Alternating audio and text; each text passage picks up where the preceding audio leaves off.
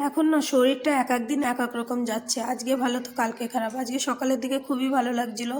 তো এই সকালে পরোটা আর ছোলার ডাল করেছিলাম আর নিজের জন্য কটা লুচি করে নিয়েছিলাম। কিন্তু এই লুচি খাওয়ার পর থেকে শরীরটা এমন লাগছিল কি বলবো, মনে হয় শুধু ঘুমিয়েই থাকি। তো ঘুমোলে তো হবে না, দুপুরে রান্নাবান্নাও করতে হবে। তো দুপুরে বেশি কিছু করবো না, করবো ধোকার ডালনা।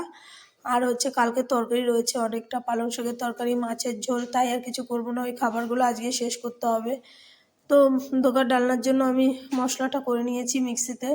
এই মিক্সিতে এই মশলাটা দিলেই আর কিছু লাগে না আর কি।